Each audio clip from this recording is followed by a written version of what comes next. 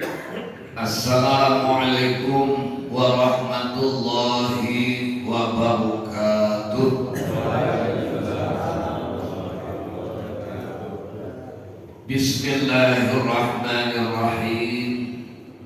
Alhamdulillahilladzi an'amana bi ni'matil iman wal islam. Asyhadu an la ilaha illallah syahadatan man ittaba'a subulas salam. Wa asyhadu anna Muhammadan abduhu wa rasuluhu hadil ummati wa qaidul anam.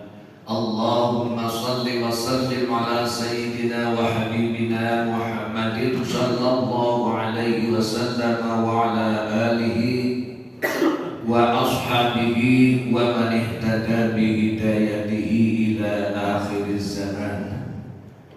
Rabbi syrah li sadri wa yassir li amri wahlul 'uqdatam min lisani yafqahu qawli, amma ba'd. Alhamdulillah rabbil alamin. Kita bergembira dengan gembira syukur karena subuh pagi hari ini alhamdulillah kita masih diberikan kesehatan, kesempatan, lebih-lebih diberikan hati yang sungguh luar biasa sehingga masih ada semangat untuk bersama-sama menunaikan salah satu perintah Allah Subhanahu wa taala, ialah menunaikan sholat subuh berjamaah.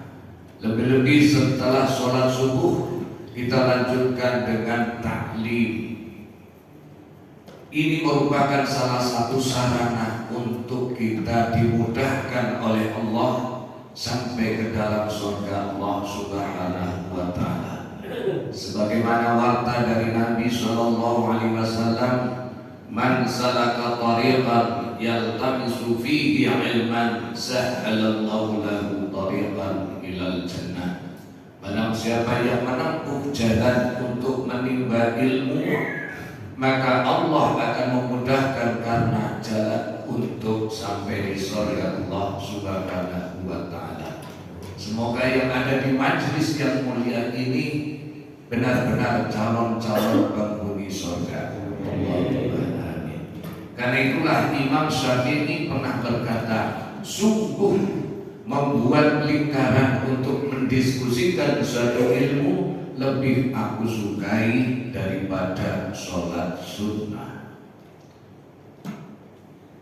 Bapak Ibu, hari ini adalah hari Ahad 13 Rabiul Akhir atau Rabiul Tsani 1446 Hijriah. Bulan Rabiul Tsani atau Rabiul Akhir. Apa keutamaan bulan Rabiul Akhir atau Rabiul Tsani? Satu bulan menjadi bulan utama atau tidak, itu bergantung bagaimana cara kita memandangnya, bagaimana cara kita mengisinya. Sehingga misalnya bulan Ramadan, bulan yang penuh barokah, tapi kalau diisi dengan maksiat dan mungkarat, maka Ramadan itu tidak akan menjadi utama bagi yang melakukannya. Sebaliknya, bulan Rabiul Akhir ini apabila kita isi dengan kebaikan-kebaikan, maka niscaya akan menjadi bulan yang utama bagi pelakunya. Hadirin jamaah sholat subuh rahimakumullah. Bulan Rabiul Akhir adalah bulan yang di dalamnya terjadi berbagai macam peristiwa penting dalam perjalanan sejarah umat Islam. Antara lain, di bulan Rabiul Akhir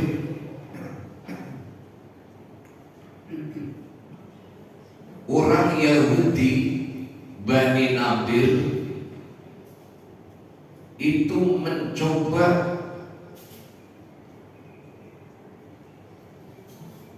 Allah duwe niat niat sing ora apik inggih menika percobaan pembunuhan terhadap diri Rasulullah Shallallahu Alaihi Wasallam, sehingga pada bulan Rabiul Akhir itu pula Bani Nadir diusir keluar dari Madinah karena pengkhianatan mereka itu. Dan di bulan Rabiul Akhir tahun keempat Hijriah, saat pengusiran Bani Nadir dari Madinah, turunlah wahyu surah Al-Hasyr. Oleh karena itulah surah Al-Hasyr itu dinamakan pula surah Bani An-Nadir. Pada kesempatan subuh kali ini, marilah kita bersama-sama untuk memperhatikan dan sekaligus mentadabburi 3 ayat di dalam surah Al-Hasyr yang turun pada bulan Rabiul Akhir tahun keempat Hijriah, yang kita ambil 3 ayat masing-masing, ayat ke-18, 19 dan 20. A'udzu billahi minasy syaithanir rajim.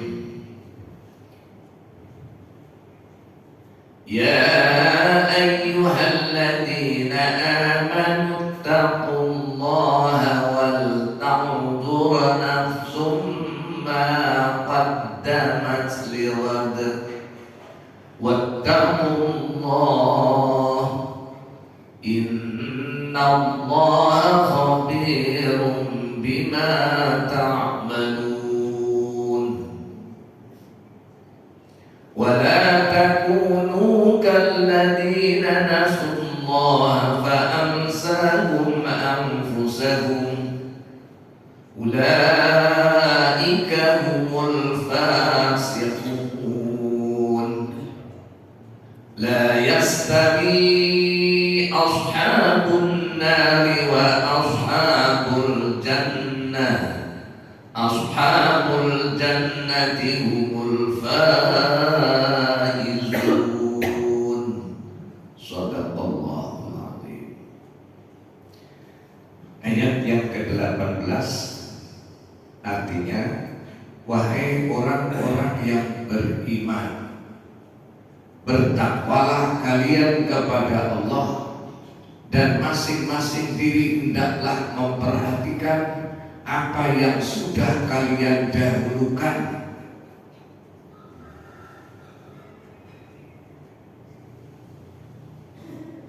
untuk hari esok kalian. Bertakwalah kepada Allah, sesungguhnya Allah Maha mengetahui apa yang kalian perbuat. Profesor Quraisy di dalam tafsirnya Al-Misbah menjelaskan, kelompok ayat sebelum ayat yang ke-18 ini bercerita tentang orang-orang Yahudi, khususnya Bani Nadir dan orang-orang munafik yang berkesudahan mendapatkan siksa dunia dan siksa akhirat. Maka kata beliau, ayat ini sesungguhnya adalah peringatan bagi kita umat Islam agar supaya jauh dari perilaku-perilaku mereka yang akan mengakibatkan kesengsaraan dunia dan akhirat.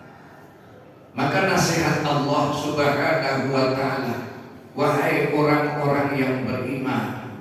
Sekali lagi di sini kita beruntung menjadi orang yang beriman karena betul-betul senantiasa mendapatkan bimbingan Allah Subhanahu wa ta'ala, arahan Allah Subhanahu wa ta'ala. Kenapa? Sebab orang yang beriman menjadikan Allah sebagai penolongnya, sebagai kekasihnya, sebagai pelindungnya. Allahu waliyul ladzina amanu, maka Allah menjadikan orang yang beriman itu juga menjadi kekasihnya. Maka Allah Subhanahu wa ta'ala mengasihi orang-orang yang beriman dan senantiasa membimbingnya dari kegelapan ke dalam kehidupan yang terang benderang, dari keruwetan kepada pencerahan. Iman adalah kepercayaan dalam hati, tapi kalau hanya dalam hati saja belumlah sempurna, maka bertakwalah kalian kepada Allah. Jaga hubungan baikmu dengan Allah Subhanahu wa ta'ala dengan melaksanakan perintah-perintahnya cukup sesuai kemampuan masing-masing. Tapi hendaklah semuanya itu kau niatkan, kau tujukan agar mendapatkan ridho dan rahmat Allah semata. Kau lakukan semata-mata agar mendapatkan pahala dari Allah Subhanahu wa ta'ala, bukan dari selain Allah. Dan masing-masing diri sadarlah bahwa kehidupan kalian yang sebenar-benarnya, tempat hidup kalian yang sebenar-benarnya bukanlah dunia ini, tetapi nanti kampung yang disebut kampung akhirat. Neng dunya paribasane mampir ngombe. Maka ketika Adam dan Hawa turun dari surga, selesai mengikuti PKL praktek kerja lapangan, Allah sudah mengingatkan, walakum fil ardi mustaqarrun wa mata'un ila hin. Kamu nanti di muka bumi ada tempat kau hidup, ada senang, tapi jangan lengah. Tempat hidupmu, senangmu di dunia hanya dalam batas waktu yang tertentu.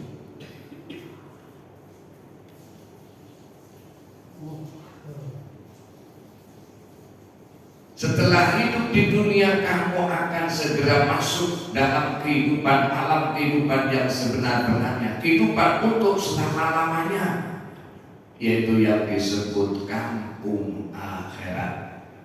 Maka kebanyakan ulama mufassir mengatakan ghad, hari esok itu artinya adalah hari akhirat.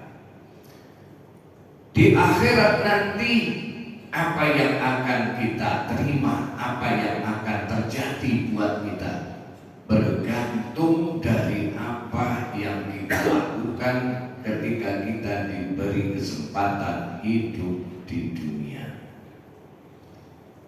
Di dunia kita ini, kata Allah Subhanahu wa ta'ala, wa nabluukum bisyarri wal khairi fitnah. Jangan lupa, ingat selalu di dunia ini tempatnya, waktunya manusia diuji oleh Allah Subhanahu wa ta'ala terus menerus sampai ajal menjemput kalian. Ujiannya apa? Dua macam. Kadang Allah uji dengan ujian yang pahit bernama musibah. Kadang Allah uji dengan yang manis namanya anugerah. Sadar kalian, baik ketika kalian susah maupun ketika kalian bunga senang, dua-duanya itu ujian.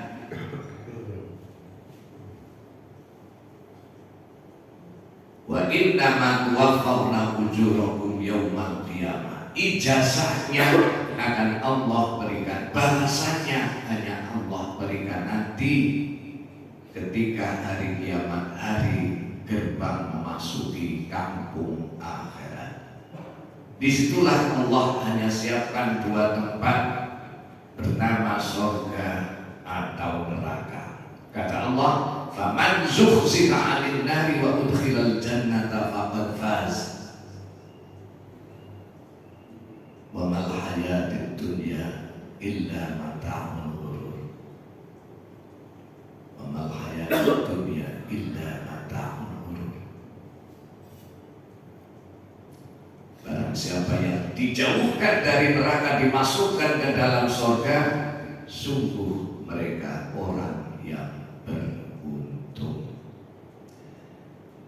Ibnu Katsir ketika menafsirkan ayat wal tantur nafsum ma qaddamat lighad, beliau mengatakan ayat ini adalah sama sebagaimana yang dijelaskan oleh sahabat Umar bin Khattab, hasibu anfusakum qabla an tuhasabu.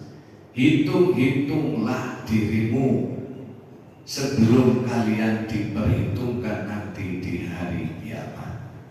Ayat ini memerintahkan kita orang yang beriman untuk mengadakan muhasabah, mulat sariro amrosowani. Apa yang kita lakukan di dunia ini adalah berakibat nanti di kampung akhirat. Nabi menjelaskan, inna awwala ma yuhasabu bihil abdu yaumal qiyamati as-shalah.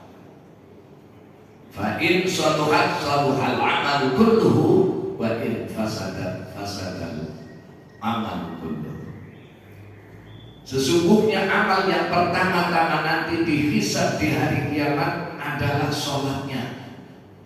Kalau sholatnya baik, maka baiklah semua amalnya. Kalau rusak sholatnya, maka rusak seluruh amalnya.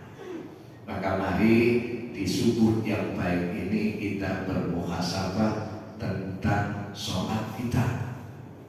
Kenapa sholat? Sebab sholat itu adalah parameter amal-amal lainnya. Mengapa sholat? Sebab sholat itulah ikatan terakhir antara seorang hamba dengan Allah Sang Khalik. Nabi bersabda, bainar rajuli wa bainar kufri tarkus sholat. Yang memisahkan orang beriman kemudian dia menjadi kafir adalah keberaniannya meninggalkan sholat. Maka terjadi diskusi di antara para ulama.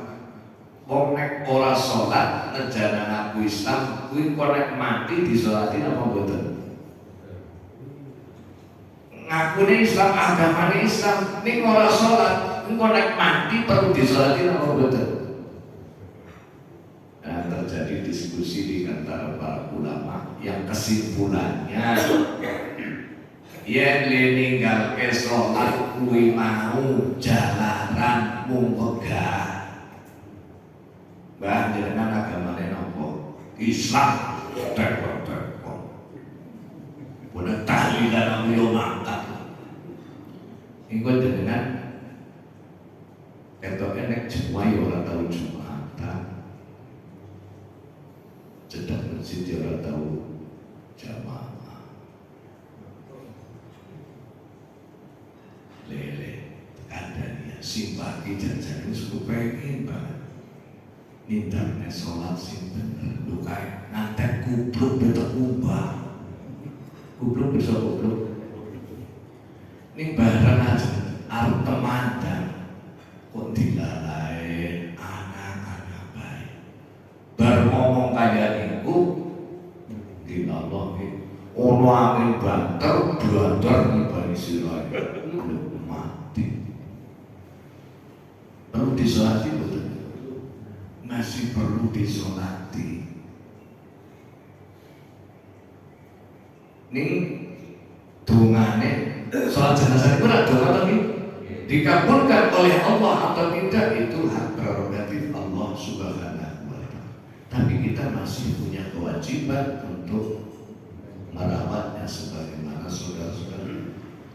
Ini nek ditekoni Mbak, jenengan agamanya apa? Islam. Dan ini kok mboten nate salat, mboten nate Jumatan. Wah, tak kandhani wong iki bisa kok digawe poso dadak.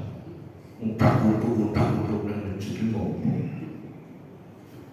Bersatu. Simbahke ora tau rawo, ora tau kumur, ora tau lara untung. Kasih sergap ngaji, ngomong wae bar batuk, enggak. Bar ngomong kaya niku kuwangok mboten ditutupi pun. Terus ngomong terus bablas dadi mantine. Niku perlu disolati apa mboten? Haram disolatkan. Kenapa? Karena menentang makar terhadap Allah Subhanahu wa Ta'ala. Insya Allah kita tidak ada yang seperti yang kedua itu. Bahwa yang garis sepisah dikulangi secara mudah. Nah, Bapak Ibu, ada hadis begini. Kata Nabi, ada orang menjalankan sholat itu lamanya sudah sampai 60 tahun. Ngelakoni sholat bis ngantek lawase 9 tahun. Berapa kali sholat itu? Bisa ngeleng itu nih. Tapi kata Nabi, tidak satu sholat pun diterima oleh Allah Subhanahu wa Ta'ala. Kenapa bisa terjadi? Kata Rasulullah SAW, itu boleh jadi rukuknya sempurna, tapi sujudnya nggak sempurna. Atau sebaliknya boleh jadi sujudnya sempurna, tapi rukuknya tidak sempurna. Itu bene gon sujud kalau ruku. Imam kok sholatku orang yang sujud kalau ruku banyak. Ada orang melakoni sholat biswidak tahun lawase. Itu yang mau Kanjeng Nabi yang dikokan.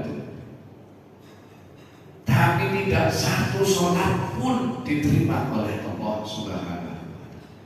Maka sholat itu harus sudah diajarkan ketika anak-anak kita umur 7 tahun.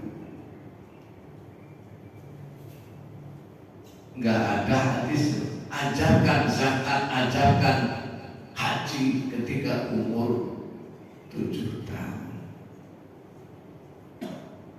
Sholat nek wis 10 tahun kok sholatnya ora bener, pukul dia.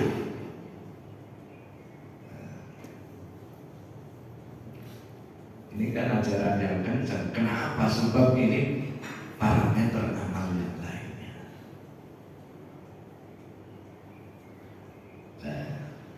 Maka dulu waktu saya kecil ngaji itu sih dimenken perlu siji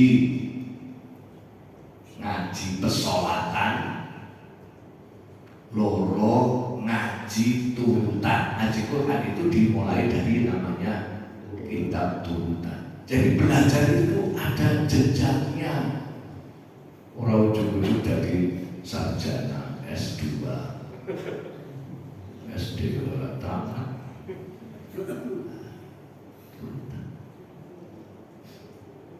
Yang saya begini soalan ini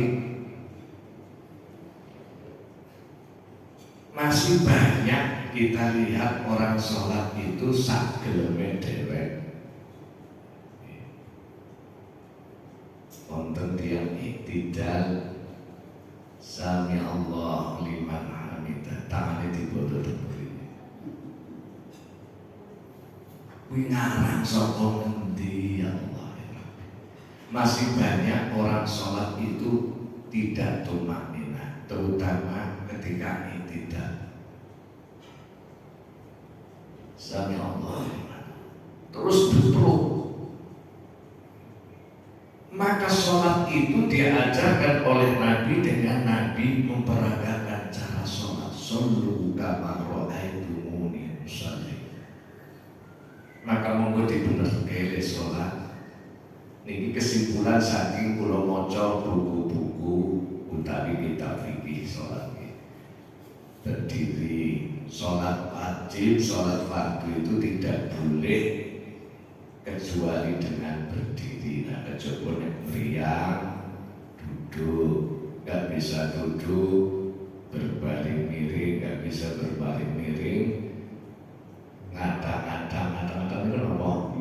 Rumah, nggak bisa rumah, isyarat mata nih koyo wis merem wae to melek wae.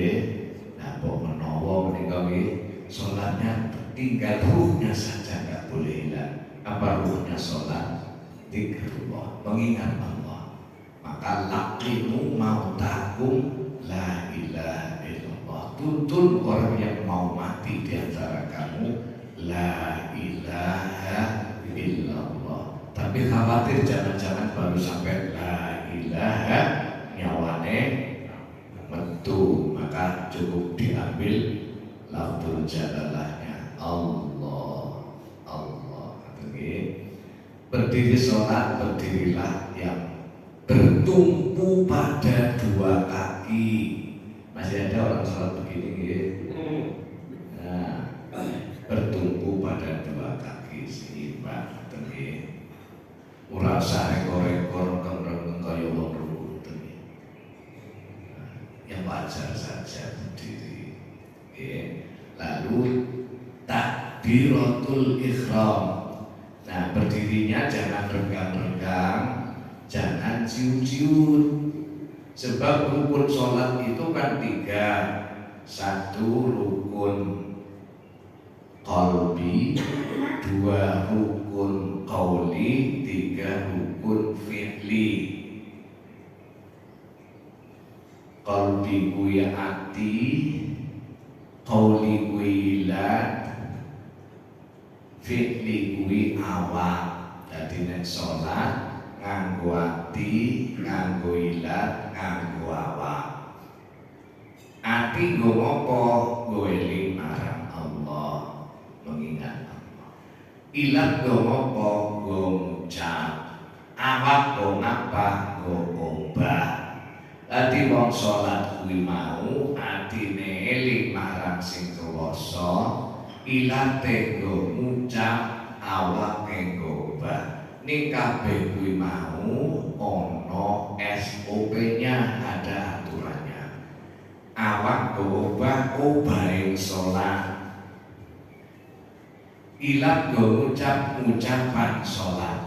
Maka ketika salat wis takbiratul ihram itu jangan mengucapkan apapun kecuali ucapan salat. Sehingga misalnya lagi sholat kok tergeger cekut koyo murate ditarik, itu tidak boleh. Allah Akbar tidak boleh, astagfirullah tidak boleh, apalagi waduh biuk.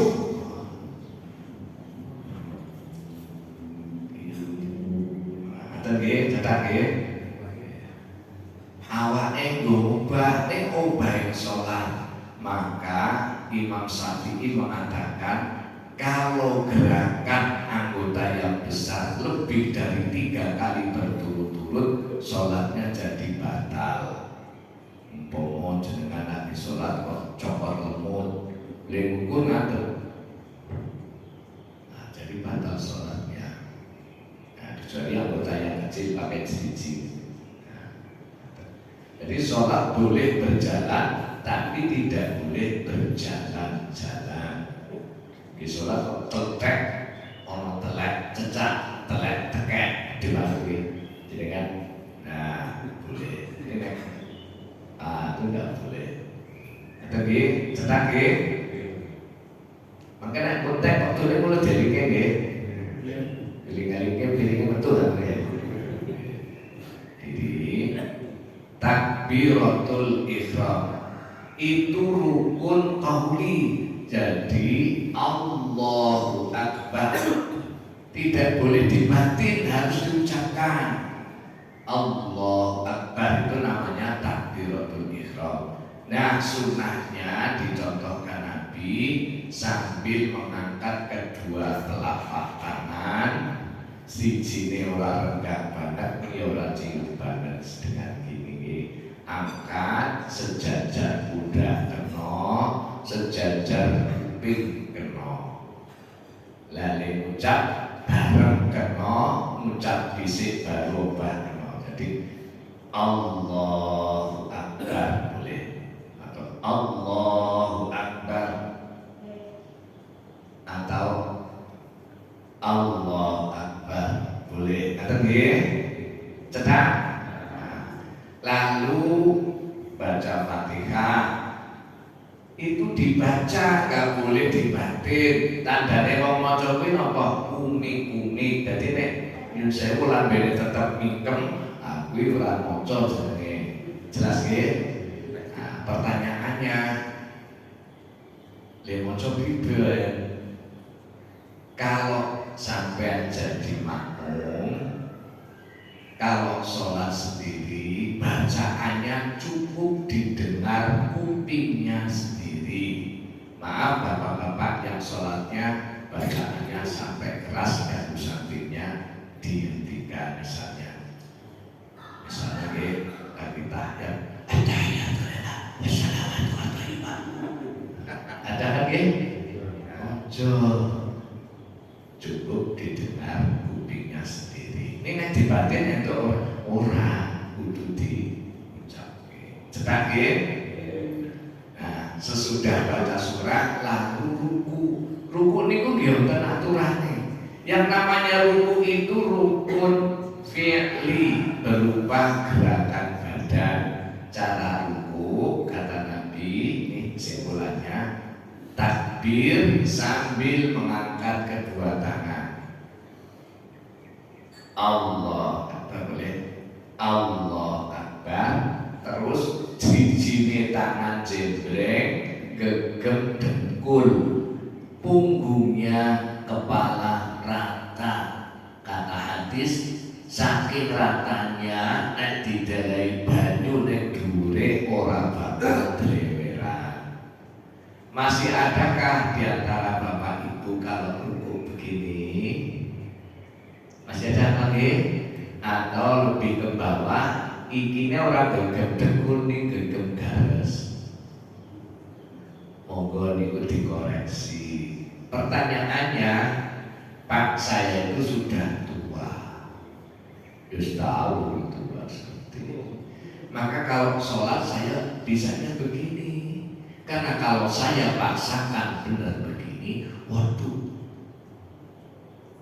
ulo boyo pun terus khusyuk. Nah, kalau sudah seperti itu, barulah diterapkan ayat la yukallifullahu nafsan illa wus'aha. Allah tidak membebani hambanya kecuali sebatas kemampuannya. Tapi harus tahu kalau sesungguhnya cara yang begitu itu cara yang tidak benar. Karena itulah Nabi menganjurkan kita untuk banyak-banyak berdoa dengan ayat terakhir surah Al-Baqarah.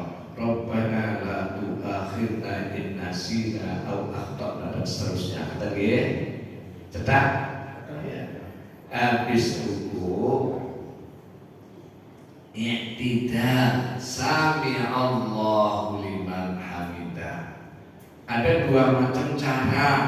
Satu, ada yang tangannya lurus, ada yang tangannya kembali sedekap.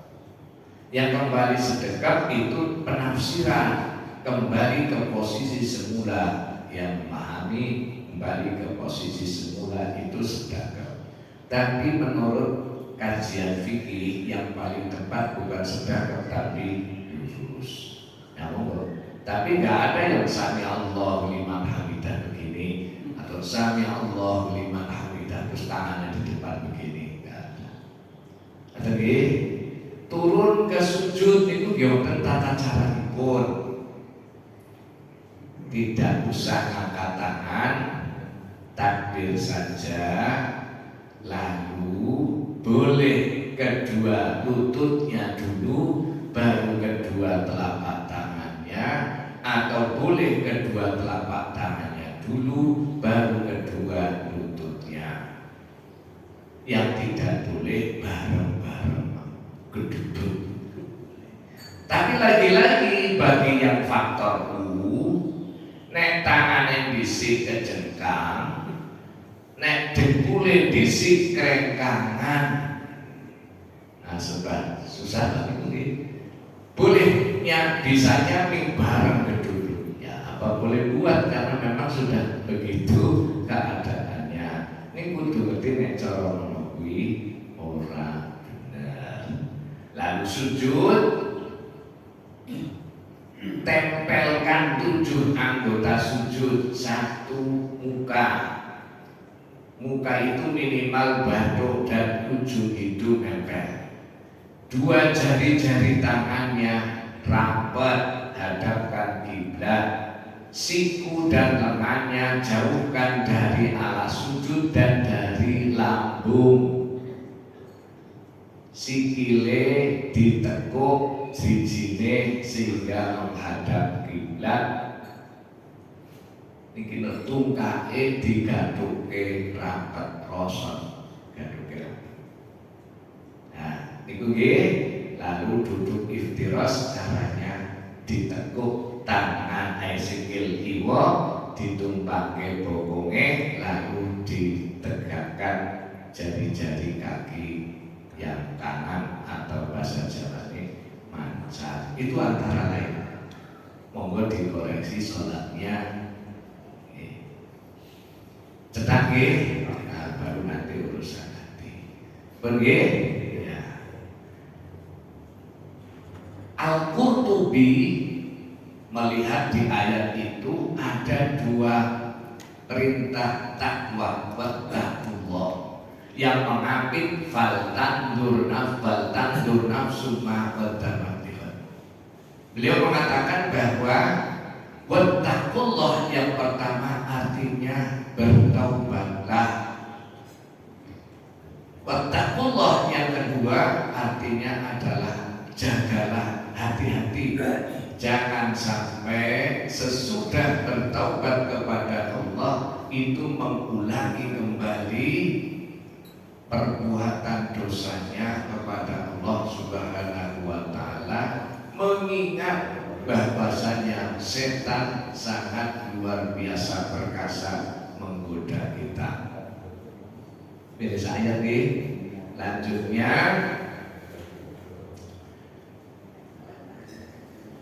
janganlah kalian menjadi seperti orang-orang yang lupa kepada Allah sehingga Allah menjadikannya lupa dirinya sendiri.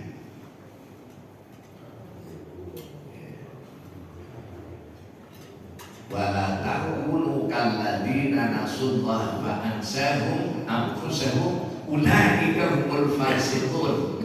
Mereka itulah orang-orang yang fasik. Jadi yang kedua ayat 19 mengingatkan kepada kita jangan sampai kita menjadi orang yang lupa kepada Allah. Sebab orang yang lupa kepada Allah dapat dipastikan akan menjadi orang yang lupa diri. Contohnya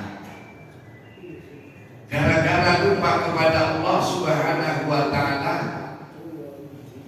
ia merasa benarnya sendiri, sombong, koyo iblis. Maka iblis itu lalu diharapkan surga bagi mereka. Orang yang lupa kepada Allah saat diberi kekuasaan, maka ia akan lupa diri sehingga ia bersikap semena-mena, sewenang-wenang seperti Fir'aun yang akhirnya mati tenggelam di Laut Merah. Orang ketika dicoba dengan dikasih harta lupa kepada Allah, pasti dia akan lupa diri. Seperti halnya Qarun yang tadinya beriman kepada Allah, mengikuti ajaran Nabi Musa, tapi ketika dipuji dengan harta yang melimpah, dia sombongnya gak karu-karuan, akhirnya dia binasa ditelan bumi. Maka tahu terkenalah harta karun. Ada dalam hadis disebutkan orang yang diuji dengan harta, tadinya begitu salehnya, namanya Sa'labah bin, yang saking tekunnya, saking taatnya, tapi beliau hanya diberikan oleh Allah dilalai harta yang sangat minimalis. WKI belum sak lembar sehingga tahu ketok masjid kok gantian karo bojone.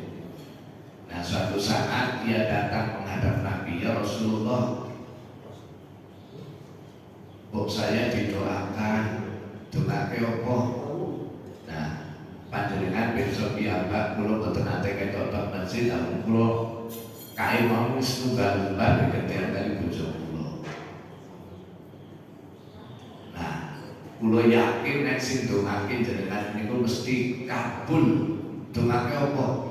Dados tiyang ingkang dipun paringi rezeki ingkang kathah sehingga kula nate ibadah kaliyan salat iso nyok zakat. Tapi jawab Nabi lah, kowe iki wangune ya kaya kowe bae lah rasa dadi wong sugih. Kok malah dadi ora apik. Tapi Sa'labah itu memaksa saja sehingga Nabi kepareng dongake. Dan jangan lupa, tidak hanya doa, tapi Sa'labah diberi modal kambing 1 pasang. Apa yang terjadi?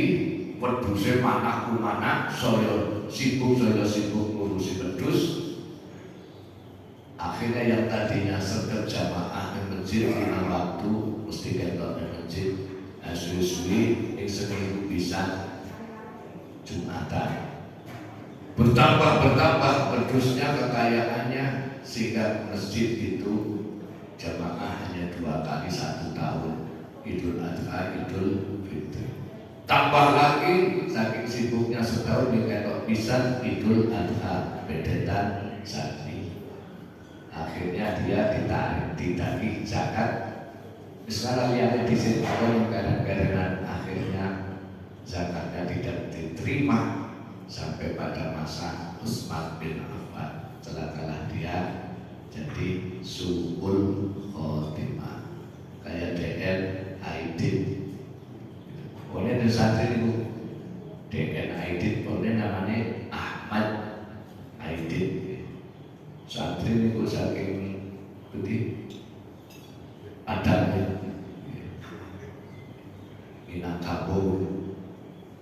Akhirnya karena pergaulannya dengan komunis, akhirnya jadi tokoh PKI dan suku. Nah, yang terakhir kita paling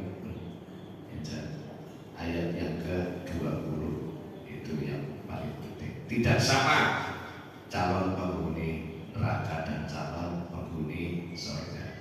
Karena calon penghuni surga itu adalah orang-orang yang beruntung. Insyaallah termasuk kita semuanya. Jika sunatan kira langkung pamungkas billahi taufiq wal hidayah. Assalamualaikum warahmatullahi